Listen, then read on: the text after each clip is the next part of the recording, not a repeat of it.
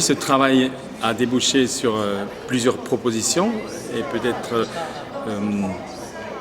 le point de départ pour arriver à ces propositions est ce que les acteurs de cette recherche ont beaucoup exprimé, à savoir comment,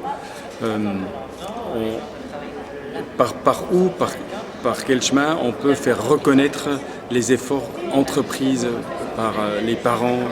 les habitants dans les quartiers, confrontés à la violence, de résister à cette violence et de bâtir la paix. Et la misère est une violence, rompre le silence, bâtir la paix, les acteurs disent c'est une seule chose et on ne peut pas aborder une sans l'autre. On ne peut pas parler des violences sans parler de la paix. Le moment est venu d'interroger un comité comme celui du prix Nobel de la paix, non pas pour lancer un lobbying pour obtenir un prix Nobel de la paix, mais l'amener devant sa responsabilité. Comment ce comité peut commencer à s'interroger, mais de quelle façon? Non pas par un prix parallèle, mais dans sa fonction de comité pour le prix Nobel de la paix, qu'est-ce qu'il peut entreprendre petit à petit pour aussi un jour honorer le courage de ceux qui tous les jours, au sein de la misère qui est violence, cherchent à construire la paix. Le texte de la dalle, là où les hommes et les femmes sont condamnés à vivre dans la misère, les droits de l'homme sont violés, s'unir est un devoir sacré, que ce texte qui est à l'origine de la journée mondiale pour le refus de la misère,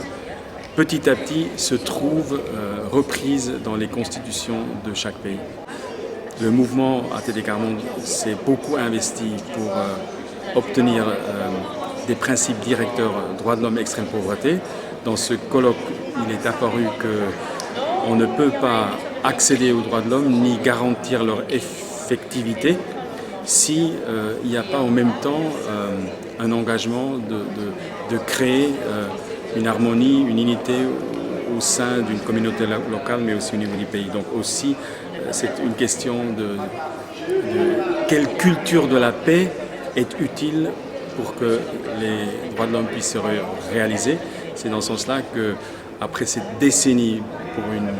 culture de la paix qui vient de se terminer, nous aimerions faire la proposition qu'il y a un travail maintenant, d'abord au niveau de la connaissance, pour là aussi déterminer des principes, quels seraient des principes directeurs au niveau d'une culture de la paix qui